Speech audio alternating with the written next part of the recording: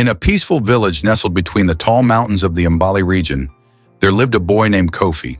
He was a cheerful and lively boy, known for his bright smile and playful spirit. Kofi lived with his mother, Amina, in a small, cozy hut made of clay and thatch. Amina was a kind and wise woman, loved by all in the village for her gentle nature and delicious meals. The aroma of her cooking often wafted through their home, bringing joy to Kofi's heart. Kofi's father, Abasi, was a brave warrior who had dedicated his life to protecting their village. He was often away on long missions, working as a peacekeeper in nearby regions. Kofi admired his father greatly and looked forward to the stories Abasi would tell upon his return. But as time passed, Kofi began to feel the weight of his father's absence more than ever. With his father gone, Kofi often played with the children of the village, but deep down, he felt lonely. One day, while wandering near a sparkling river, Kofi met Zuri, a girl from the neighboring village. Zuri was beautiful, with laughter that danced like music in the air. They quickly became friends, sharing secrets and dreams under the shade of a large baobab tree. As the days turned into weeks, their friendship blossomed into something deeper. One moonlit night, as the stars twinkled above them, Kofi and Zuri found themselves wrapped in the magic of young love. They shared a kiss, a moment filled with sweetness and innocence. But in the days that followed, Kofi's heart was filled with worry. He knew that their actions could bring trouble, and soon Amina discovered that she was pregnant. When Amina learned of her pregnancy, her heart raced with fear and confusion. She knew the traditions of their village. A boy becoming a father before marriage was frowned upon, and she worried about how Abasi would react when he returned home. Kofi, too, felt panic rising within him. He loved Zuri dearly, but the thought of disappointing his father filled him with dread. As the weeks passed, Kofi became more withdrawn, haunted by guilt and anxiety. Amina tried to comfort him, reassuring him that they would figure it out together. She spoke of love and understanding, but Kofi couldn't shake the feeling that a storm was brewing. He feared for both Zuri and his mother, knowing that the truth could shatter their family. Finally, the day came when Abasi returned home. The village erupted in joy, celebrating their hero's safe return.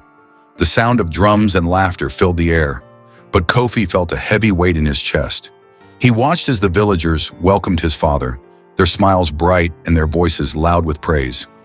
That night, after the celebrations had quieted, Abasi sat with Amina and Kofi around the fire. The flickering flames cast shadows on their faces as they shared stories. But Kofi could see the concern in his father's eyes. Abasi was perceptive and knew when something was wrong. "Amina, my love, is everything well?" he asked, his brow furrowing with worry. Before Amina could respond, Kofi felt an urge to confess. "Father, there's something I need to tell you," he began, his voice trembling. I love Zuri, and I made a mistake. She's pregnant." The air became heavy with silence.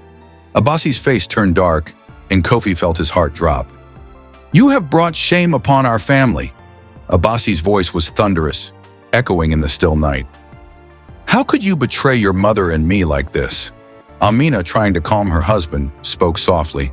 "Abasi, let us find a way to make this right.